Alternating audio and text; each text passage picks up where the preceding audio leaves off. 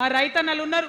మా రైతన్నలు ఎంతో కష్టపడి మరి పంటలు పండించి చెమటలు గక్కి మనందరికి అన్నం పెడతారు.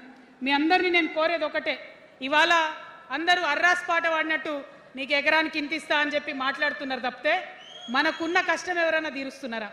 ఏం కష్టం ఉంటుంది రైతుకి? భూమి కష్టం ఉంటుంది, చెప్పుకోవాలి. భూమి మీద దాని ఇబ్బంది ఉంది. ఎంఆర్ఓ ఆఫీస్కి పోతే మనని ఎవడన్నా రాణిస్తాడా? మాట్లాడతాడా? నీ దోతి బాగలేదు, నీ అంగి బాగలేదు, నీ కాళ్ళకు మట్టి ఉండే, నీ చెప్పులకు మట్టి ఉండే రానియరు. అదే సూటు బూట్ వేసుకొని ఎవరన్నా వస్తే ఏం చేస్తారు? పిలిచి కూసోబెట్టి చేంబర్లో కూసోబెట్టి చాయ్ ఇచ్చి కాఫీ ఇచ్చి అన్ని పనులు చేసి పంపుతారు. మన ప్రభుత్వం రాబోతా ఉంది. ఆ ప్రభుత్వంలో రైతే రాజు అనేటటువంటి నినాదాన్ని నిజం చేస్తాం. ప్రతి ఆఫీస్లో, అది ఎంఆర్ఓ ఆఫీస్ కానీ కలెక్టర్ ఆఫీస్ కానీ, ప్రతి ప్రభుత్వ ఆఫీస్లో నేను రైతునని పోతే సపరేట్ కౌంటర్ ఉండాల్సిందే, కుర్చీ మీద కూసోబెట్టాల్సిందే, మీకు పని చేసి పెట్టాల్సిందేనని ఈ సందర్భంగా నేను తెలియజేస్తా ఉన్నా.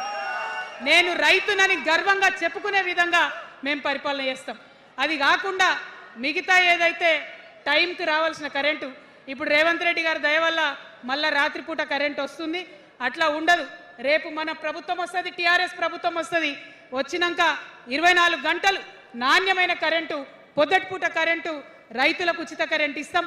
అదేవిధంగా యూరియా కావచ్చు, కొనుగోలు కేంద్రాలు కావచ్చు, మీరు ఎక్కడ పోయి అడగాల్సిన అవసరం లేకుండా అన్నీ మీ దగ్గరకు వచ్చేటట్టు చేస్తాం.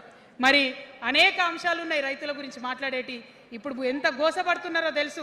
ఒక్కొక్కటి మాట్లాడుకుంటూ వెళ్దాం. రైతుని రాజుని చేసేది నినాదంగా ఉండే దాన్ని నిజం చేస్తామని మాత్రం మీ చెల్లెగా సోదరిగా నేను మీకు మాట ఇస్తా ఉన్నాను.